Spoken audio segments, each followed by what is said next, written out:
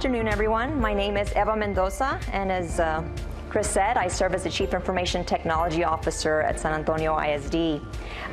Talking about becoming human alongside technology, so using technology and technology tools to maximize the humans in our district, our students, our staff. A little bit about San Antonio ISD. We have this new declaration statement that we are very proud of. You see it right here. We are, I believe, the only ones in the nation that have a mission statement with the Spanish word. It has the word familia in there, so we're very proud of that. We're right in the middle of San Antonio. We serve about 47,000 kids, and we have about 8,000 employees, just so you can kind of get an idea of San Antonio and the makeup of it. So I'll be talking for about 20 minutes, and I'm going to be discussing some things that we have done at SAISD, some conversations we're having, some initiatives around these three topics. This morning, Lacey talked about culture, and you know, the IT folks, right? We have some very techie people that don't like to talk to other people in our departments.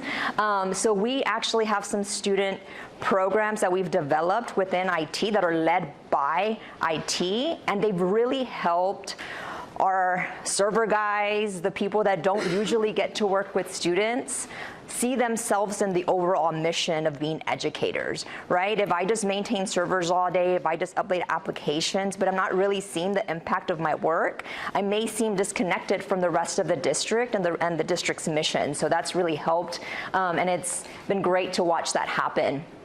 AI, we just mentioned ChatGPT. I have a couple of slides on it, and my biggest thing is just to bring awareness around these tools.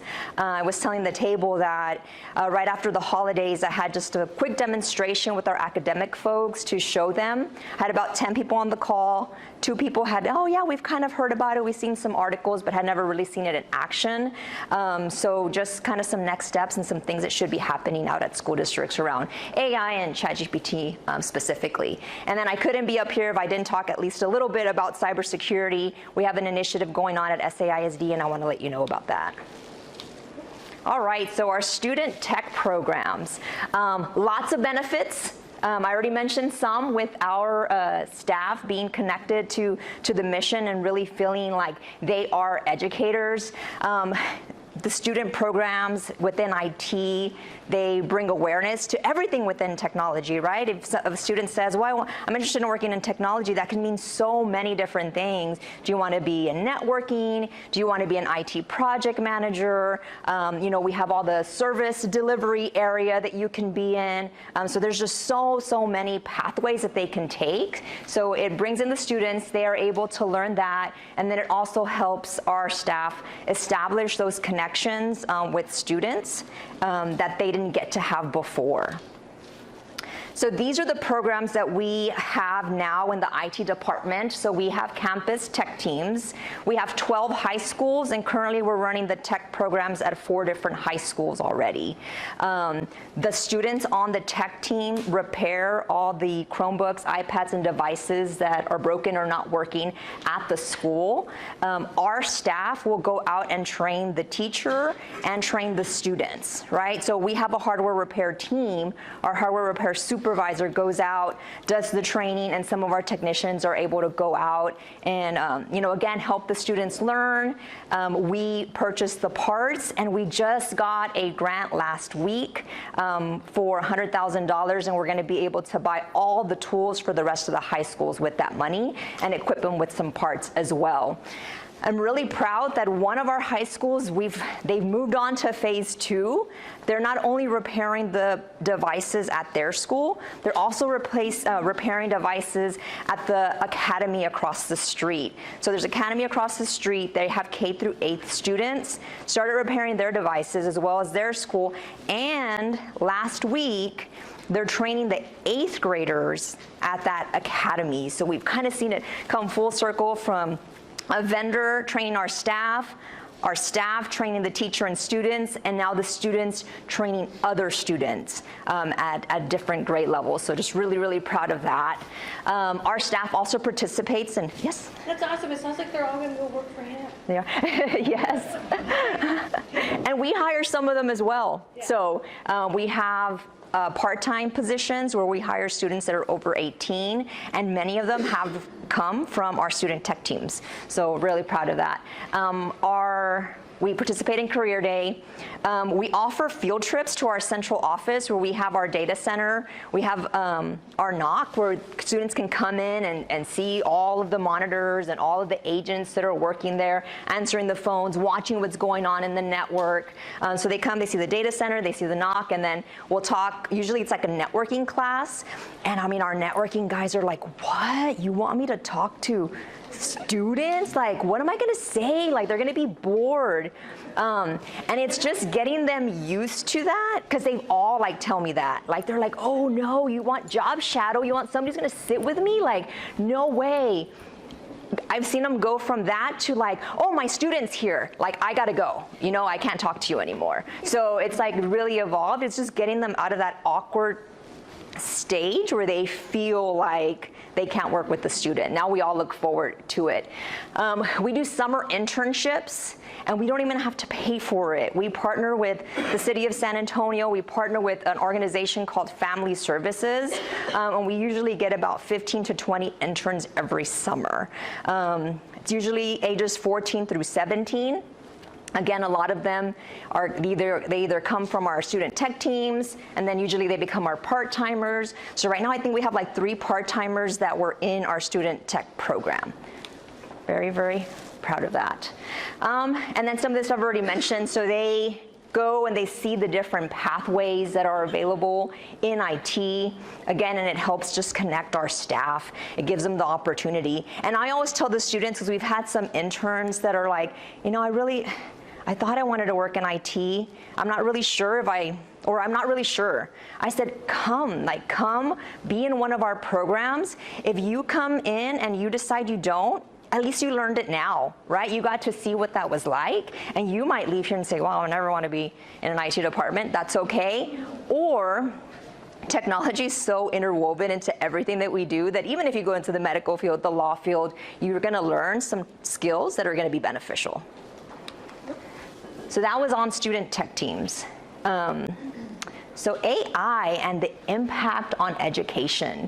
So artificial intelligence isn't anything new. It happens in many, many systems, and a lot of the times we don't even realize it, right? So it is formally defined, and I just took the COSIN definition here. It's a system that performs intelligent tasks based on data sets, right? Data that is being fed, data that's in the background. Again, sometimes you realize it, sometimes we feed it that data, and sometimes it learns that data on its own, but that's where it's pulling from. There is an opportunity, right, is that gonna be a video? Yes, it is. Alrighty, so that's AI in general, but what is ChatGPT? How many of you have used ChatGPT before? All right, so most, but not everybody. So this is just a demo, and it's a prompt-based system. So you can come in and ask it different questions. So as you saw on the screen, I just asked it, who are you, right? What are you? And it will describe to me and give me some information. In November is really when it kind of took off. And I mean, the articles started coming out almost right away, right? I demoed it to our academics team, as I mentioned, in January. Some of them had seen it, but they had not seen it in action. So what can it do, right? What can ChatGPT do for your teachers or for your staff? I'm just gonna go through a couple of examples of things that it can do. Can GPT write like a 4th grader, right? So here we have a prompt, write about recess from a 4th grader's perspective. It'll give something out. Can GPT write in the format of a specific author? Sometimes I'll have it write a memo, have it write an email, and then we'll like have it write in Dr. Seuss format, right? It's funny, it can do stuff like that.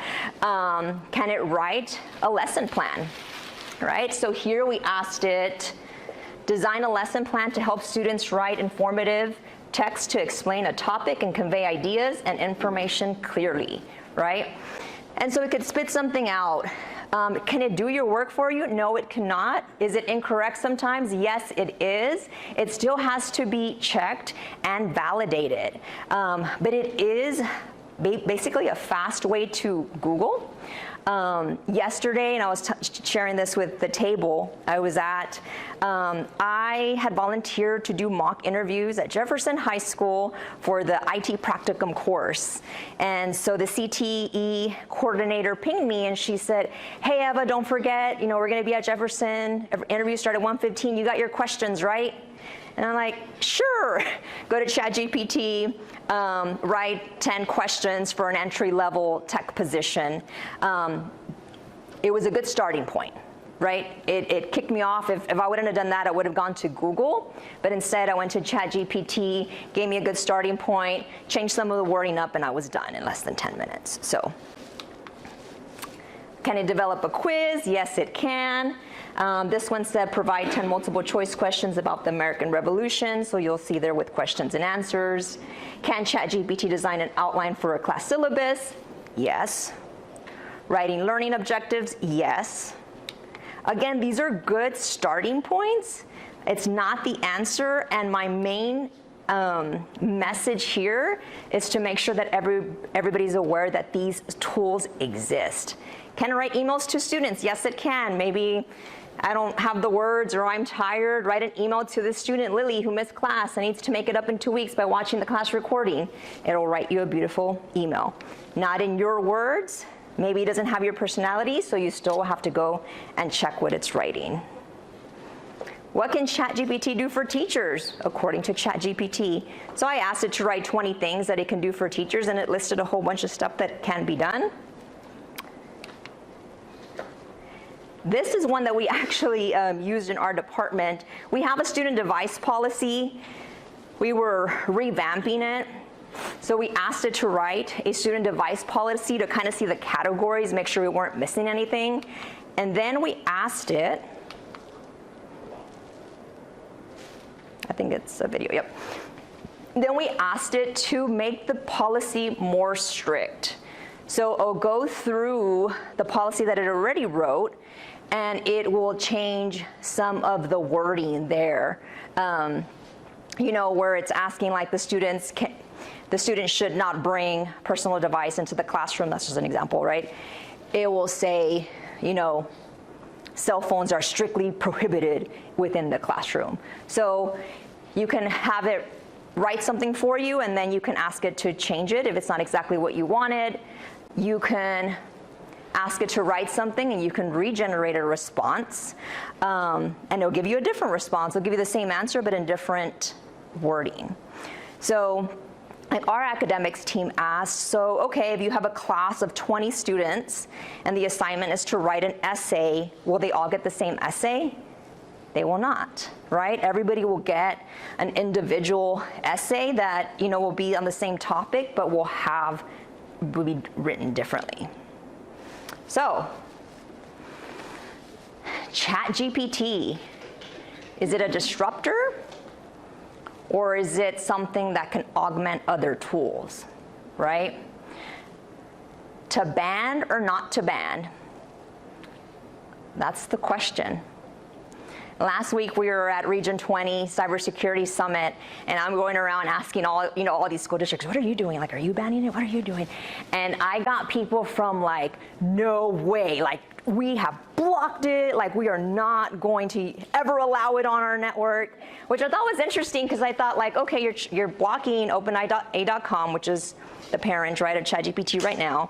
I said, what about all the other chat bots? Because there's a whole other bunch of them. This one's probably the one that works the best, but are you blocking every single one of them? Because that would kind of be hard to do.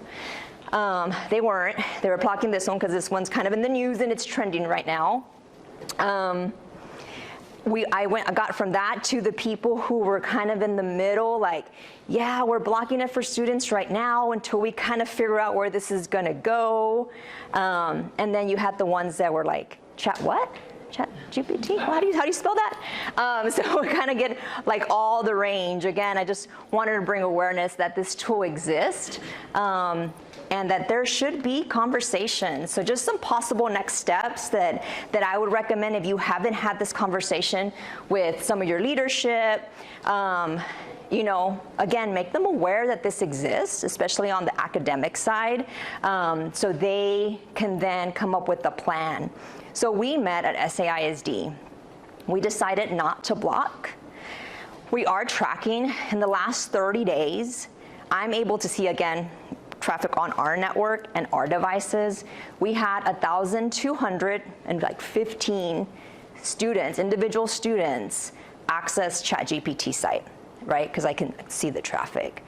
I can, Oh, 4 minutes. Oh, sorry. And we had 41 students who used their district email account to create their ChatGPT account. We saw the email come in, right? So those are things that we're tracking, and I did tell my academics team, like, we can track and I can give you these numbers, but it's not tracking the students that are accessing it on their cell phone, that are accessing it at home or in other means. So like, look at these numbers, we'll keep tracking them for you, but just know that it's not complete, right? That's not all. So have the conversations, right?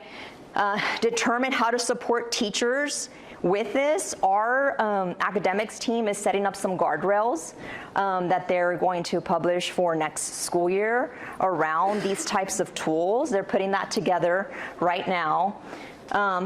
Talk about ethics and etiquette, data privacy, security. Those are all very, very big topics when it comes to things like ChatGPT. All right. And I have like 3 minutes. I'm going to skim through this really quick. I want to let you know what we're doing at SAISD. 59% of organizations could have a breach this year. That's a very, very large number. About 22 days for an average organization to be up and running once they get hit with all their systems, right? Systems start to come up slowly. So if these are the stats and these are the probabilities, like, why aren't we preparing more for having some kind of breach or some kind of attack? Today, you know, in schools, we have fire drills, fire alarm goes off, and people know what to do, right? They stand up, leave your stuff where it's at, walk outside, wait till somebody tells me it's okay, I come back in, right? We kind of like are in that space. With cyber attacks, my superintendent went to a conference in October. He comes back and he says, Eva, do we have an incident response plan, business continuity plan? And I'm like, yes, we do, right? Tested, we have both, our team knows exactly what to do. And he says, oh, okay, so if we have a cyber attack, a teacher and a principal will know what to do? And I'm like, oh, no. My team would know what to do. We would know how to respond. So one of the things that we're working on at SAISD, and I have this quote up, so before I go to the next slide, we talk about like the pandemic and everything that happened and we weren't ready for it. If we knew in 2019 that there was going to be a pandemic, what would we have done to prepare, right? To be ready for that. So looking at the stats of having some kind of attack or breach, why wouldn't we prepare for how we would respond and recover? So, last slide. Something that the superintendent has tasked me and our IT team with is coming up with a district business continuity plan, right? We've had some focus groups, talk to principals, talk to different departments, getting their critical functions, documenting, because just the way me as Chief Information Technology Officer, I have my binder with everybody's phone number, playbooks, what I would do in certain situations. He wants that same type of binder on every principal's desk, right? So they can be ready, know how to respond. We've seen a shift in the industry. We used to spend a lot of money on protecting and preventing things from happening. We're still going to do that, right? Because that's part of our overall cyber framework and strategy. But now we're paying more attention to respond and recover, right? And this is part of that, is a principal knowing, because even when I ask them, like, you know, what do we need to do for attendance? How would we know who can pick up a child, medical information, transportation information. The school districts that have closed during cyber attacks, it's not because they can't run their payroll, because that's usually right away people are like, oh, how do I run my payroll? You just send the last file you sent to the bank, send it again, and you're done. But how do you know who can pick up a child, what medicine they take, that kind of stuff, and safety and security? Cameras being down, access control. That has been more of the reason why school districts have had to have closed. Minneapolis public schools, they finally opened this week after being closed a whole week. Des Moines closed 3 to 5 days. Safety and security and transportation was the reason they published those two. So having a plan in place before, having those conversations is very important. Just like your fire drill, just like all your other drills that you're doing, cybersecurity tabletop exercise with your principals and their staff is something that should be happening at school districts. Thank you very much.